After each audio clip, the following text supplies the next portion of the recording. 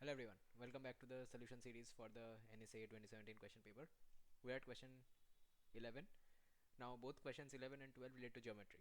Okay, so pay close attention because these are the problems where students get stuck, not from difficulty but they take quite a bit of time. Alright, so I'll just solve them traditionally first and then give you some techniques to get a faster solution. Alright, so what does this first problem say? The exterior angle of a regular polygon with n sides. Alright, so we know that the formula for exterior angle with n sides is 360 by n. This is 4 degree larger than the exterior angle of a regular polygon with n plus 3 sides. So minus 360 by n plus 3, this is equal to 4. Alright, so this will be a large quadratic equation. You can cancel all of these. You will get 1 by n minus 1 by n plus 3. This is equal to 1 by 90, right? So 360 common, get it back there. So this will be n plus 3 minus n into 90 is equal to n into n plus 3. So you will have n square plus 3n minus 270 is equal to 0. Well, now this is a very easy factorization, right? So you can figure it out, right? 270, so 30 into 9 will not work, right? What else can you go? Now middle term factorization, so you will have to take a bit of time. Will 15 divide it or will 12 divide it? 15 has to divide it, right? 15 into 15 1, then you have 120, 15, 18, 18 and 15. So that is n square plus 18n minus 15n minus 270 is equal to 0.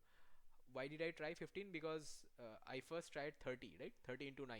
So 30 into 9 didn't work because the gap was too big. So I took the 2 from 30 and I put it into 9.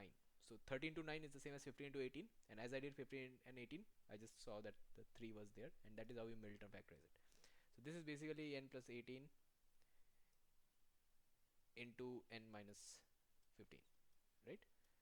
Whoops, n minus 15. So from here we can clearly see that n is equal to 15. That means option C. Alright, you could have done this from here itself. Alright, so from here, once you observe that this is the equation, you can just check the values, right? So if you put 10, you will get 1 by 10 minus 1 by 13. That is not going to give you 90. So 10 is not the answer. Then 1 by 10 and 1 by 15, the LCM will not be 90. So 10 and 15, the LCM will be max to max 30, not the answer. 15 and 18, the LCM is 90, right? So you should check 15 first here, then you will check 18. Either of these will be the answer. Once you check 15, you will get 1 by 15 minus 1 by 18. So that is 6 minus 5 by 90, 1 by 90, and you get the correct answer. Mark option C. Alright, so this is how you can do it faster than the traditional method. The traditional method is just solving the quadratic equation, which I showed you, right? If this was a school exam, you could have done it this way, but this is not a school exam, this is a competitive exam, and you will be getting like 1.5 minutes per question.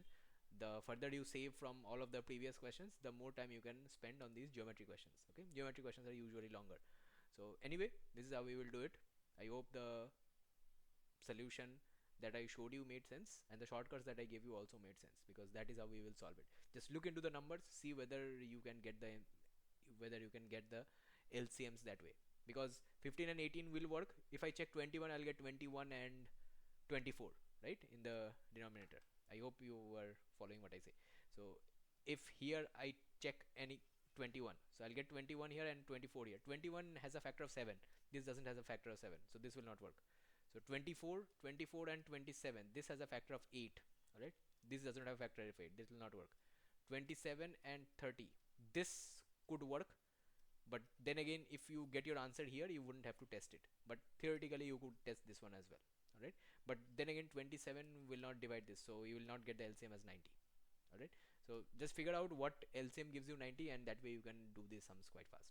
Alright, so this one is done. The next problem is a bit tricky. It is based on bearings. Alright, so the bearing of a ship R from a lighthouse is 220. That means it is, okay, this is the one where we will draw a diagram. So clockwise, right?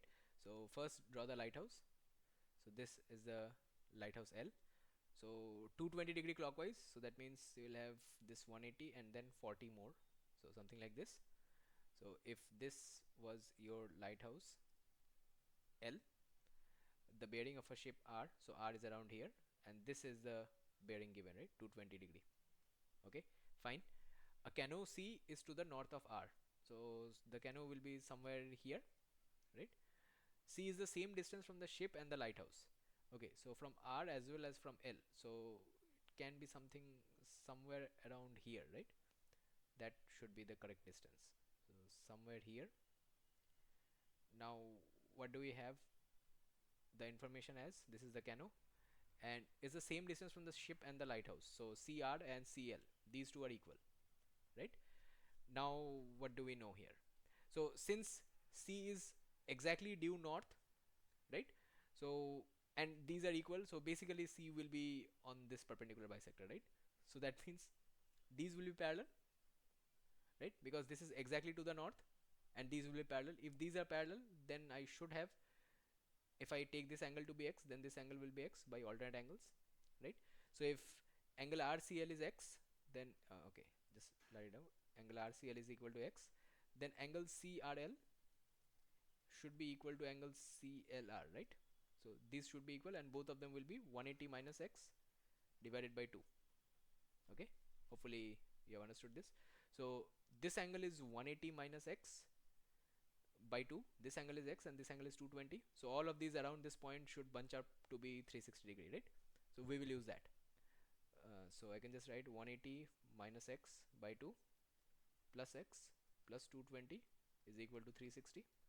Solve from x from here, right? So this will be 140. If I multiply by 2, I'll get 180 minus x plus 2x is equal to 140 into 2, 280.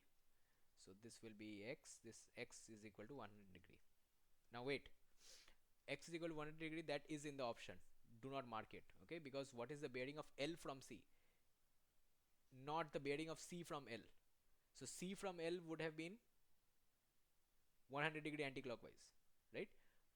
Or this would have been, okay, we don't do anti-clockwise bearing, so if this was 100 degree, we would add this portion as well, so 40, so the bearing there would be 260. But that is not the question, right? What is the bearing of L from C? So from C we have to look into the bearing, so we cannot look into this anti-clockwise, right? We will have to look into this value. So basically we will have to extend this a bit forward and we need this value as our answer, right? That will be the bearing of L from C. So if this is 100, this will be the supplementary angle, so that will be 80 degree. That will be the answer. Okay, be very careful. Whatever you calculate from the diagram may not always translate to the correct answer. Okay, so the answer here is 80 degree. That is the bearing of L from C. There could be a lot of variances in this question. You could be asked the bearing of C from L. There is a lot of different ways in which this question can be asked. You can have C, L and CR, those are equal. Now the distance could be given and you could have to calculate something using sine theta or Pythagoras theorem. All of these things could have been done. Alright, so these are all the variations that are possible. Make sure that you study this section carefully. There is a separate section for bearings marked in the official notes as well. Okay, go into that, check out the section and look into all the example problems that are given. Okay, so these are the problems where students sometimes get stuck, because I don't think we study these very intensely for the school syllabus. This is just for the competitive exam part, and these are quite important because bearings are used widely in global shipping and aviation. Okay, so very important topic in real life and a very weird topic to study theoretically, because you always go clockwise. Alright, never go counterclockwise, then you will lose your bearings so as to speak. Sorry for the pun, but okay, I'll end this video here. If you need more practice, do check out the books that I have pinned in the description. You have maths books, physics books, chemistry books as well. So with that being said, I'll end this video here. Thank you all for joining, and I'll see you in the next one to solve question 13, that is peeking out from below. Alright, bye, take care.